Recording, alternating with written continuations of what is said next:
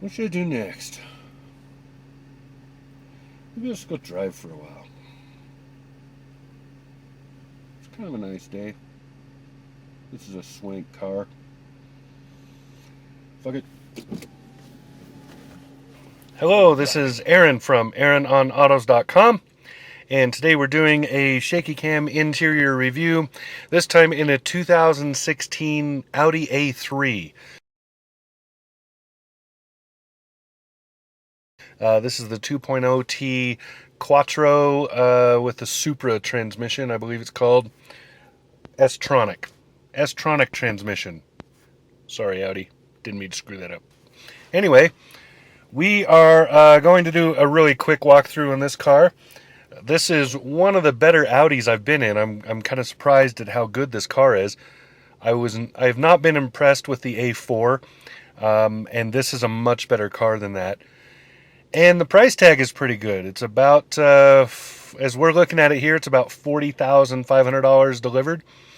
And this is, I believe, the top fit. I don't think it gets any better than this one. So, looking around, let's just start over here. Windows here, mirrors right there. Down there you can see there's the trunk release. Up here you have lighting control. I've basically just been leaving it on auto, but you can control the lighting, and the dimmer is right there. The dimmer works for the instrument panel as well as the infotainment, and then over here is fog lamps. Moving up to the steering wheel, the cruise control is over here. I don't like this. Toyota has them over here, which is okay. Over here, I keep hitting the turn signal thinking I'm grabbing this. I have to look to run this, and it's a little bit annoying. But that is the cruise control there. You push it all the way forward as it is right now to turn it off. You do it like this to turn it on, and you pull it forward to reset. You can set your speed right here, go up and down, etc., etc.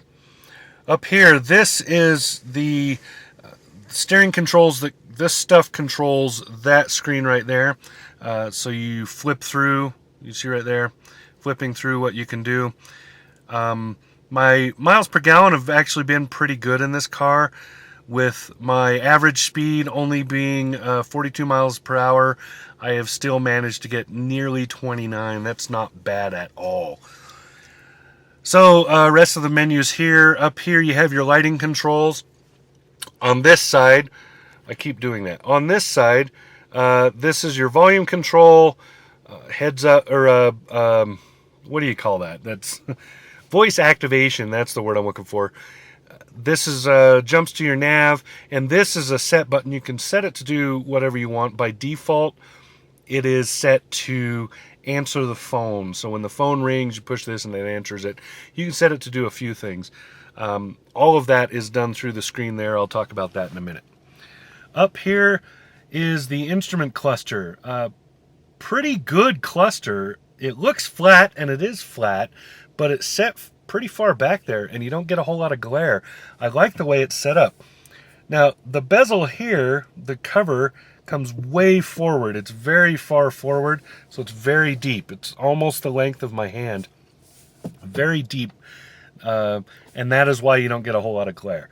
So over here you have a tachometer, engine heat there.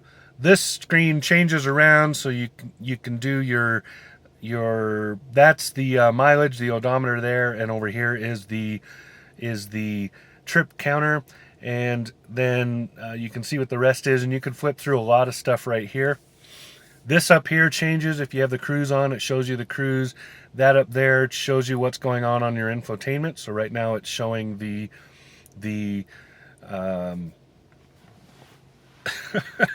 why am I having such a hard time finding words? Whatever. Up here it's showing what's going on your infotainment screen. Over here is your speedometer and fuel. So you can see I've gone 265 miles, and I haven't even used half a tank. Very good economy in this car. I'm really surprised. Moving along, these vents, before I talk about the infotainment, I want to talk about these vents. These vents are the greatest thing ever. So you move them around. They have lots of articulation. They go all over the place, and they blow air in kind of a cone, so it comes out like this. It's diffused because of the way they have it set up, and then this right here actually closes and opens the vents. Very cool. I really like these, and all the vents are like that, so you can see them all the way across. Very, very nice. This is a great system. Now to the infotainment. The infotainment in this car is good, but it's not great. I'll show you the command knob in a minute, but you can see you can page through and do different things with it. And then when the car shuts off, this button here does the same thing. But when the car shuts off, the infotainment screen actually sinks and goes away. And then when it turns on, it comes back. Or you can shut it off. You can sync it down on your own, which is good at night. Gets rid of that glare because you don't really need that screen anyway. And it gets it out of the way if you want to mount your phone or something right back here. Pretty cool idea. I like that. So moving along, since we're already down here, traction control, parking sensors, and your Dukes lights. Here you have your climate control stuff. Everything's pretty straightforward. Automatic climate.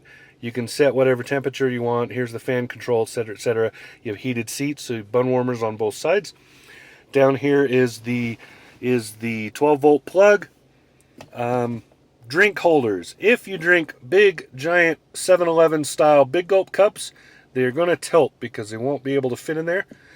If you drink a Starbucks Grande Mucho Hugo, whatever it is, the biggest one they have, you'll have to tilt it to get it in because it will just be touching that when you have it all the way in there. Just FYI, because I know, there's some California buys here, so you're going to be drinking the hell out of that overpriced crap. Now, down here, this is the shifter with the S-Tronic. Thank you. I can't get that right. I don't know why. Luckily, they printed it there so I can read it. Whoops. So, nice shifter knob. I like the way it feels. Shifting is pretty straightforward. You push it over to the side to choose gears when you want it in manual. The other thing you need to know is when you bring it down to drive, if you want it in sport mode, whoops, I'm not in drive. If you want it in sport mode, you just pull it down and it goes into sport. Pull it down again, turns that off. Pretty cool. Sport mode forces RPMs a little higher, keeps your gear down, so it doesn't worry about economy, so it doesn't go to the highest gear it can. Stays down so that the RPM stays high, and that gives you a lot of response. It pushes that turbo in there and gets that engine flying. This is the giant control knob that runs that infotainment up there. You move it, you rotate it like this, you push it up and down to select. You can go to the menu, you can use your back. These are quick buttons, so you can quickly jump to something. And then these buttons select things on certain screens or page through things on certain screens, depending on what screen you're on. This over here is the volume control. You can turn it up and down with this. And then you can push this knob back and forth to fast forward and rewind.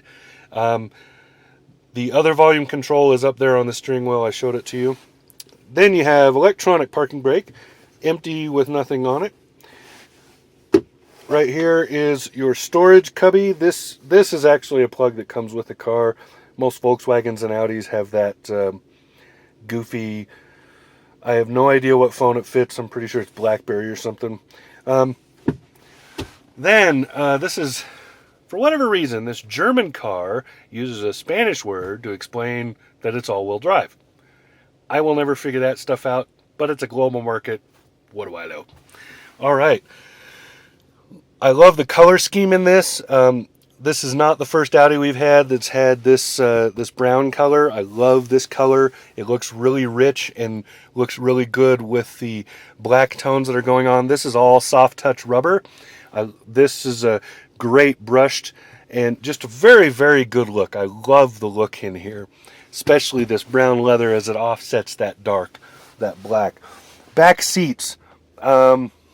They are nice and comfortable, but you have to be short to fit in them if there are people in the front.